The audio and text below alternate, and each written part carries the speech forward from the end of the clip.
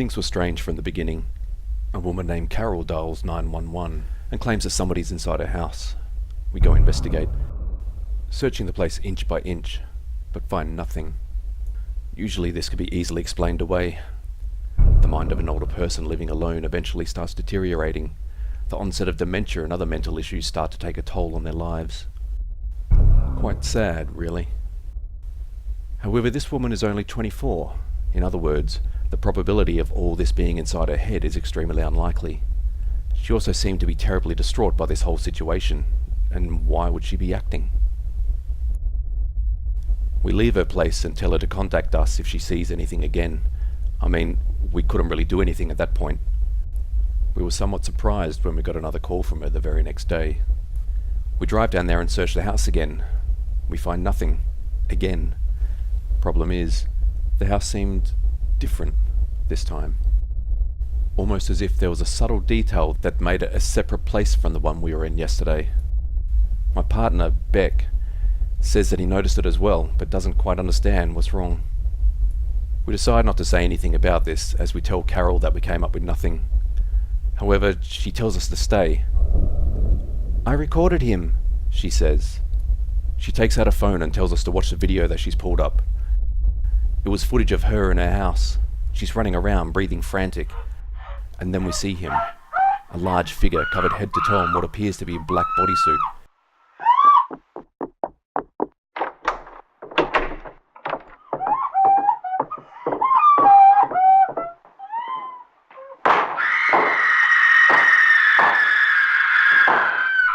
There's a few bangs on the door before we can hear footsteps walking away.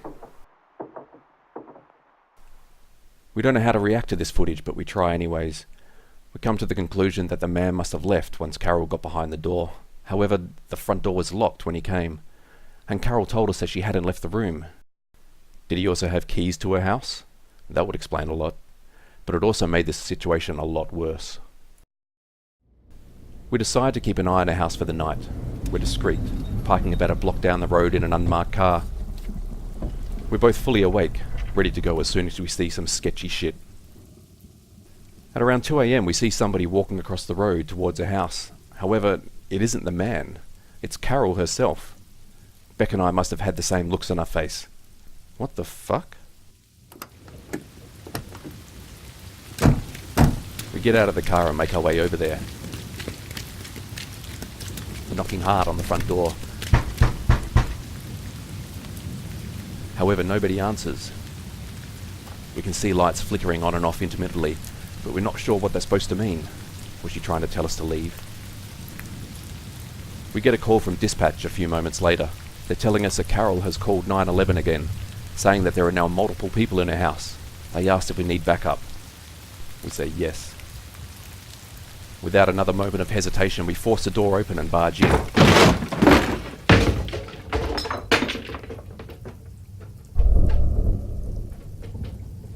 The living room lights still flicker on and off, but we see the light switch and nobody is touching it.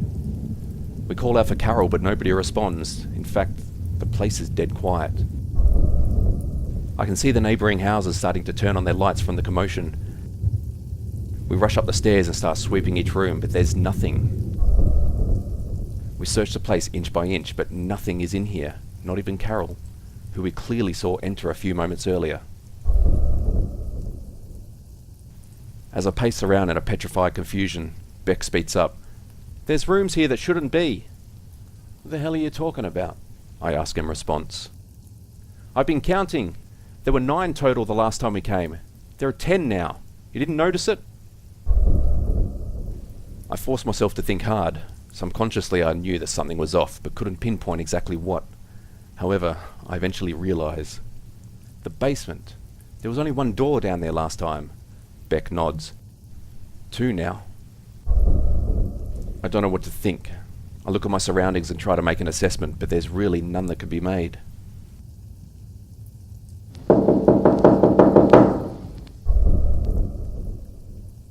We hear a knock on the door about 10 seconds later. It sounds agitated. We look out the living room window, but aren't met with the red and blue police lights. We're hesitant to answer, of course. I decide to take a step forwards, but Beck pulls me back. He looks at me and shakes his head, whispering, "We left that door open, remember?" He was right. My radio starts crackling, another call from dispatch. They're telling us we need to leave the house immediately, that Carol called again saying we were going to die in a deathly monotone voice. The knocking has stopped, but we can hear footsteps in the basement. Something is in here. With us. We've decided that this was enough. We need to get the hell out of here. As we start descending the steps, we hear a voice coming from the kitchen. Carol comes out, blocking up half of the door. She looks detached, with blank, beady eyes staring right at us. "Did you find him?" she asks, without any semblance of emotion in her voice. "I think he might be in the basement. Why don't you go check?" Beck and I are frozen in shock. She just keeps looking at us, gesturing towards the basement door every now and then. The footsteps down there sound like they're running in circles now. We ignore her request, abruptly brushing past her and bolting out the front door. The backup still isn't here, so we decide to just get to our car. However, we see somebody down the street, peering through our driver's side window. He's large, dressed in what appears to be a black full-body suit. He looks away from the window and directly at us. It's hard to tell from this far, but the suit doesn't seem to have any eye holes. Beck speaks up. "Sir, please step back from the vehicle." His voice cracks in the middle of the sentence. He's terrified. As soon as Beck stops talking, the figure starts running towards us. It's fast. Too fast. In the time that it takes for us to pull up our guns, we've realised that it's actually moved past us, into the house. We waste no more time, running into the car, locking the doors and waiting until backup arrives. When it finally does, we're extensively questioned while what appears to be a SWAT team searches the house. However, it isn't the police chief asking us. Instead, it's some guy in a suit that we've never seen before. He asks us things like, how many doors were there in the house? And what did Carol look like exactly? And did we ever see a man with one eye wandering around? We answer inconclusively to pretty much all of them. We have no idea what the hell is going on. At one point we see SWAT members carrying multiple stretchers out and loading them into their truck. Not an ambulance, mind you, but their own truck. Eventually, the man who was questioning us tells us to go home and to report to our station as usual. He tells us not to worry about what we've seen here.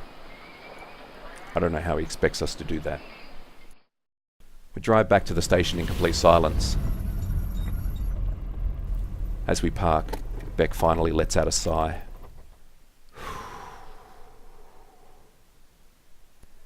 "Jack is fucking crazy, dude." I look at him in confusion. "What are you talking about? Who the hell is Jack?" He reciprocated an equally confused stare at me. "What are you talking about, dude?" "The dude who owns the house." "What?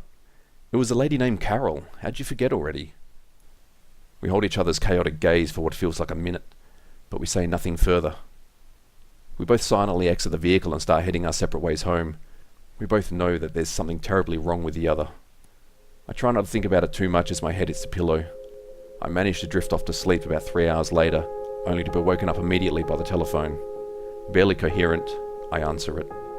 "We need you. A woman dialed 911, says that somebody's in her house." My heart sinks slightly. It sinks completely when he tells me the address. It's Carol's. I hang up the phone and slump into the bed. I just want this nightmare to end.